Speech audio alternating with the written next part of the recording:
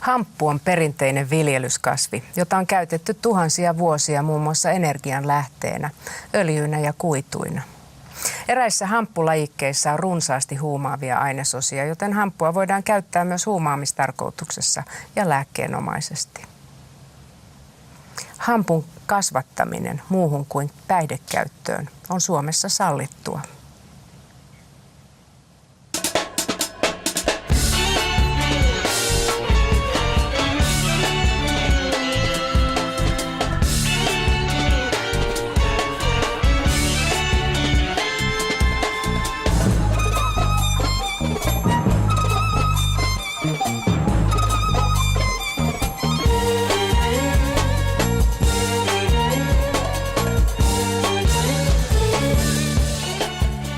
Tänä iltana puhumme hampusta ja kysymme, mitä seurauksia siitä jalostetun kannabiksen kasvatuksen ja yksityiskäytön laillistamisesta olisi. Te katsojat voitte jälleen ottaa osaa keskusteluun lähettämällä tekstiviestejä ja twiittejä ruudussa näkyviin numeroihin. Kysymyksiä, kommentteja, omia tuntemuksia ja kokemuksia, ottakaa kantaa. Molemmat vieraani ovat jälleen tuoneet mukanaan lempituolinsa. Ja tähän toiselle tuolille istahtaa kohta Irti huumeista ry:n Jukka Riipinen, joka suhtautuu jyrkästi kaikkiin huumausaineisiin. Ja kerrotaan katsojille heti alkuun, että kun puhumme rohdoskasvihampusta, puhumme samalla kannabiksesta, eli hashiksesta, jolla on sekä huumaavia että lääkinnällisiä vaikutuksia. Ihan ensiksi saanko esitellä hampun kasvattaja Timo Haara. Kertoisitko ihan ensimmäiseksi, miksi tämä tuoli? Hei Anja, tosiaan tämä tuli tänään Kyläsaaren jätteenpolttolaitoksesta. Sieltä kierrätyskeskuksesta kävin noutamassa ja mielestäni sopii tähän aiheeseen, kun kannabiksen yhteydessä monta kertaa on puhe myös kannabiksen polttamisesta.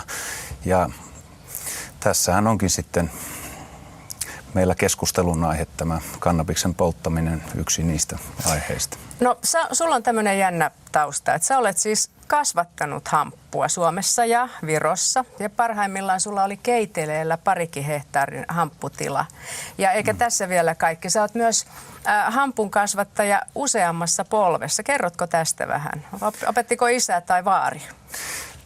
Tämä on Keiteleellä ollut sukuni yksi tämmöinen yhteisen hyödyn antaja.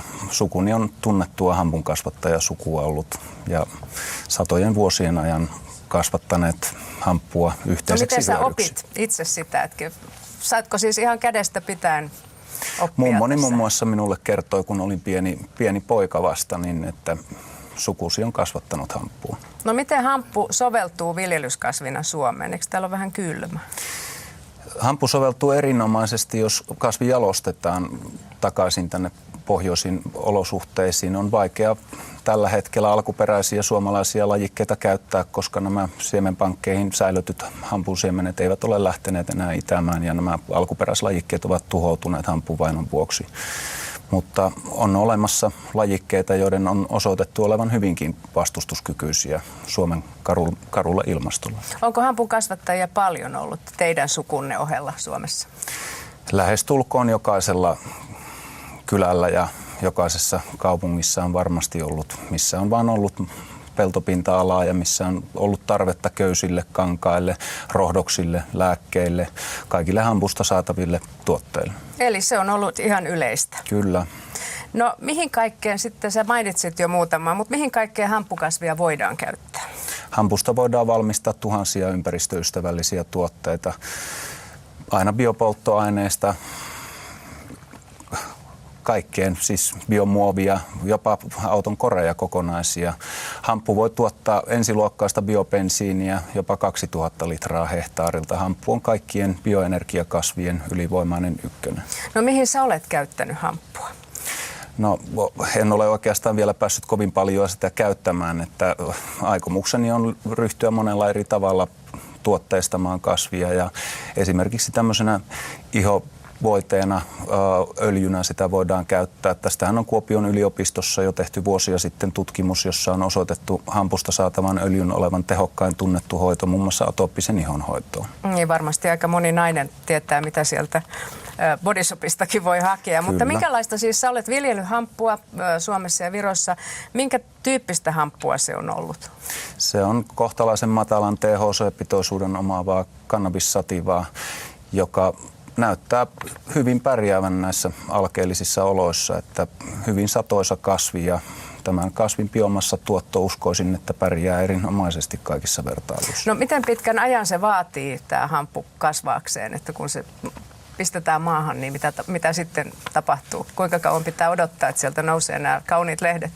Hampusta voidaan noin 3 kuukaudessa saada sato. Että tässä yhteydessähän, jos esimerkiksi vertaillaan puuselluloosaa ja hampunselluloosaa, niin tuotto on 4-kertainen samassa ajassa kuin esimerkiksi mäntymetsällä. Olisiko mahdollista Suomessa saada 2 satoa vai onko se Kyllä se on mahdollista. Eli jos on hyvä kesä? Kyllä, ja jos päästään roudankestoisella lajikkeella tarpeeksi aikaiseen kylvöihin. No miten sitten, kun nämä on aika tarkkoja, nämä, niin kuin mainitsit jo nämä THC-pitoisuudet, että sä oot itse joutunut virkavallan kanssa useampaan otteeseen tekemisiin. Ja sulla on pariksi vuodeksi sut on tuomittu ehdottomaan vankeuteen ja siitä, että olet kasvattanut kannabista huumausaineena käytettäväksi. Miten vaikeaa tämä nyt sitten on kasvattaa täällä?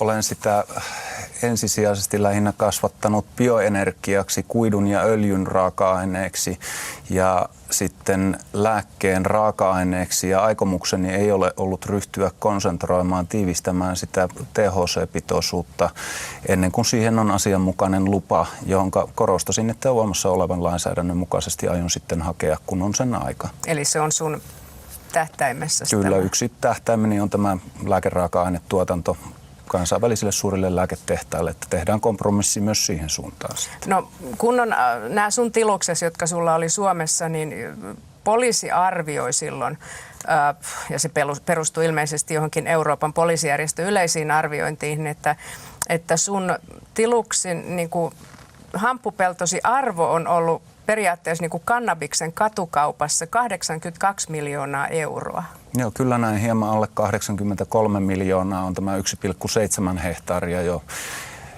yksistään tuottanut, että sittenhän oli aikaisempana vuonna oli tämä 2 hehtaarin viljamä.